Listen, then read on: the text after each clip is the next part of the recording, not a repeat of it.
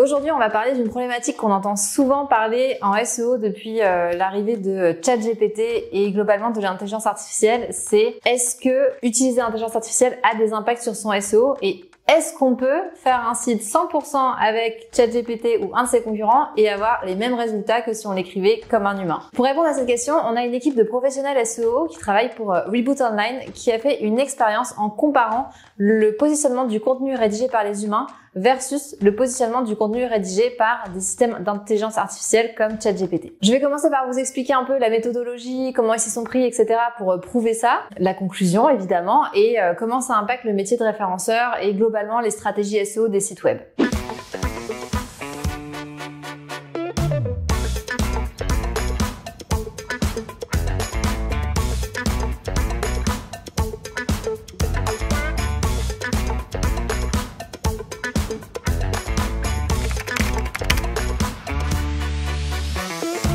Avant de commencer, je vais faire une petite parenthèse. Ce qu'il faut savoir, c'est que Google n'interdit pas l'utilisation de l'intelligence artificielle. Même dans les consignes de Google, ça dit que on peut utiliser l'intelligence artificielle si c'est bien utilisé et si c'est du contenu qualitatif. En fait, Google, officiellement, s'en fiche complètement de si c'est de l'intelligence artificielle ou un être humain qui va rédiger le contenu.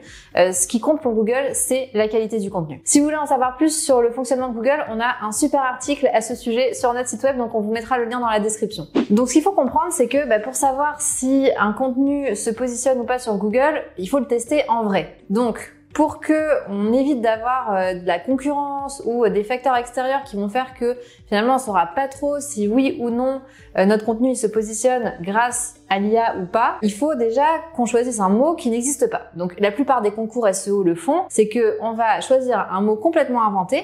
On s'assure vraiment en faisant des recherches que personne n'utilise ce mot inventé et on va l'utiliser pour justement réussir à positionner du contenu sur ce mot-clé-là. Donc là, en l'occurrence, le mot c'était Flemparoni. Flemparoni.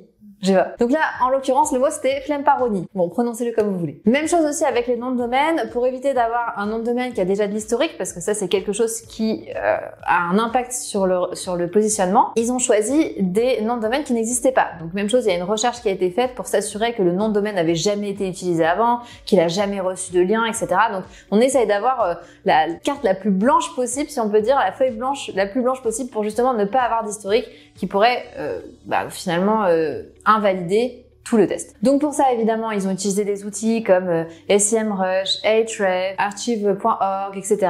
pour vraiment s'assurer que tout est OK et que on peut procéder au test. Vu que tous les noms de domaine sont des noms inventés, je vous laisserai aller lire les noms vous-même parce que je pense que je vais pas m'en sortir si jamais je vous les prononce.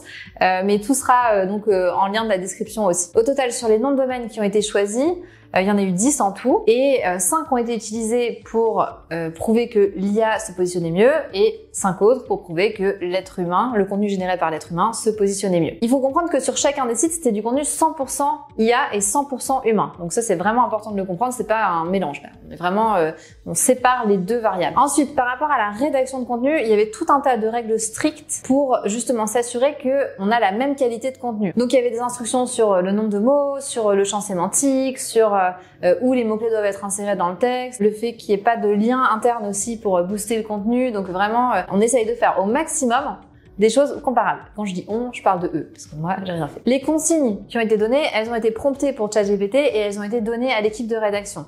Mais ce qu'il faut comprendre, c'est que l'équipe de rédaction n'a jamais vu ce que l'intelligence artificielle a rédigé. Avant de mettre le contenu en ligne, ils ont fait une vérification pour s'assurer que le contenu IA n'était pas détectable. Donc il y a des outils comme ça qui permettent de détecter ou pas si le contenu il est généré par un robot ou un humain. Et ces outils-là te permettent de dire, ok, contenu 100% rédigé par un humain. Donc ils ont utilisé ce genre d'outils pour s'assurer que déjà il n'y ait pas la mention intelligence artificielle de base. Donc évidemment, quand ils ont fait le test, le détecteur d'IA ne reconnaissait pas le texte comme étant un texte d'IA, donc c'était un texte qui était soi-disant 100% rédigé par un être humain, alors que eux savaient qu'il avait rédigé avec ChatGPT. Ce qui est intéressant aussi, c'est que Ils ont refait ce test quelques mois plus tard et ils se sont rendus compte cette fois-ci qu'à la place d'avoir un texte 100% généré par un être humain, le logiciel disait qu'en fait il était rédigé à 87% par un être humain. Ça veut dire aussi que là on parle d'une étude, d'un test qui a été fait, mais les choses évoluent beaucoup et très vite. Et ce qu'il faut comprendre aussi, c'est que les outils évoluent très vite aussi. Ensuite, évidemment, ils ont mis des pages en ligne. Donc pour les mettre en ligne, ils se sont assurés que les sites ils étaient sur un hébergeur commun. En fait, c'était juste la classe C qui changeait. Ça a aussi été publié en même temps, donc enfin à peu près.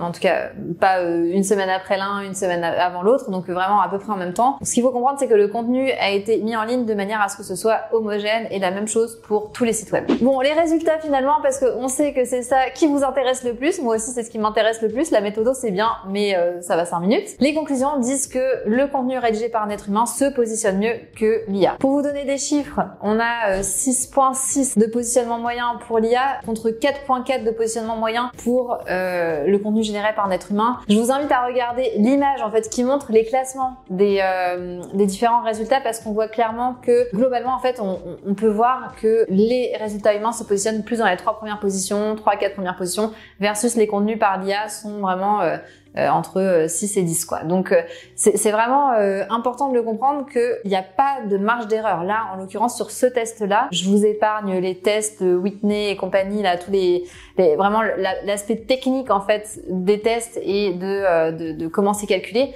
mais le test montre que c'est significatif. Donc il y a pas de doute possible en fait. Oui, le contenu généré par un être humain rank mieux que le contenu généré par l'IA, tout simplement. Donc concrètement, est-ce qu'il faut ou pas utiliser l'IA dans sa stratégie SEO? C'est vraiment la question qu'il faut se poser parce que oui, c'est tentant. C'est tentant de générer des kilomètres et des kilomètres de contenu avec 3 prompts. Mais ce qu'il faut comprendre, c'est que le contenu n'est pas nécessairement aussi qualitatif et d'une manière ou d'une autre, Google est capable de le voir. Moi, personnellement, je pense pas que ce soit parce que c'est généré par l'IA que Google le rank moins bien. Je pense que l'IA, aujourd'hui, n'est pas capable de produire la qualité de contenu nécessaire pour se positionner. Ça, c'est mon avis perso. Donc, je vous laisserai réfléchir à ce que vous pensez. Est-ce que ça peut évoluer à l'avenir? Oui. L'IA, ça a une croissance qui est exponentielle, une montée en compétences, si on peut dire exponentielle. Donc, oui, ça peut changer. Aujourd'hui, si vous êtes spécialiste SEO, si vous cherchez à optimiser du contenu, ou tout simplement si vous travaillez dans le marketing et que vous essayez de savoir un peu ce que vous êtes censé dire à votre chef ou à votre équipe, oui, vous pouvez utiliser l'IA,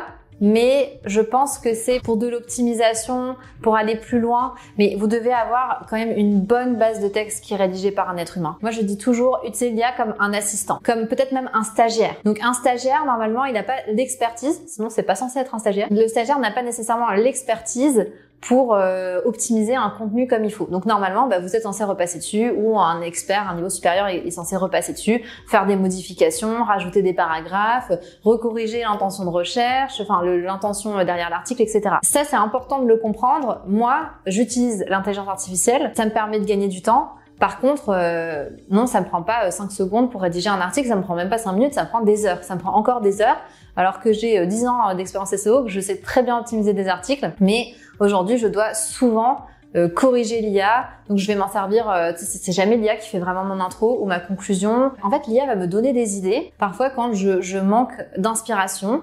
Par contre, je reformule énormément de choses, parce que déjà, on est capable de reconnaître facilement les tournures de phrases. Donc si nous, on est capable de le voir, même si on fait des prompts qui disent « ne fais pas de répétition », il faut bien imaginer que Google est capable. Puis, on s'entend que Google, ce sont pas les derniers non plus en termes d'intelligence artificielle. Il y a quand même des moyens derrière pour identifier ça. Et oubliez pas non plus que le but de Google, c'est de proposer le meilleur contenu possible.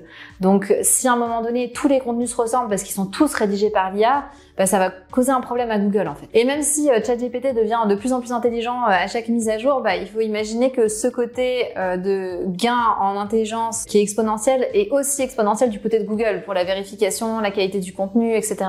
Donc gardez ça en tête, vous dire ChatGPT devient de plus en plus intelligent, oui, mais pas que lui en fait. Donc si on peut dire lui pour une intelligence artificielle. Pour conclure, ce qu'il faut garder vraiment en tête, c'est que globalement, essayez toujours d'avoir une patte humaine, de faire fonctionner votre cerveau humain, parce que ChatGPT, c'est un modèle de langage. Donc ça veut dire quoi? C'est que ChatGPT n'est pas intelligent. On dit une intelligence artificielle, mais c'est pas intelligent en fait. ChatGPT, c'est une suite de probabilités. Voilà, il va sortir des mots en fonction d'un ensemble de probabilités de quand on dit quel temps fait-il, il va dire il fait beau par exemple, ou quelle est la couleur du ciel plutôt, parce que il fait beau, il faudrait qu'il soit connecté à la météo. Disons quelle est la couleur du ciel, ChatGPT va répondre le ciel est bleu. Mais c'est juste une série de probabilités pour lui qui va ressortir comme étant le plus probable après ce mot-là et ce mot-là, puis ce mot-là, puis ce mot-là, puis ce mot-là. Moi, ce que je trouve incroyable, c'est que ça marche, mais ça fonctionne. Donc voilà, mais c'est pas de l'intelligence. Donc on a toujours besoin des humains, en tout cas aujourd'hui. Donc profitons-en, le travail de SEO, c'est de travailler avec l'IA. Donc non, tu vas pas te faire voler ta job par une IA. Par contre, tu vas peut-être te faire voler la job par un spécialiste SEO qui utilise l'IA. N'hésitez pas à mettre des avis en commentaire, à vous abonner, à partager, à nous donner de la force.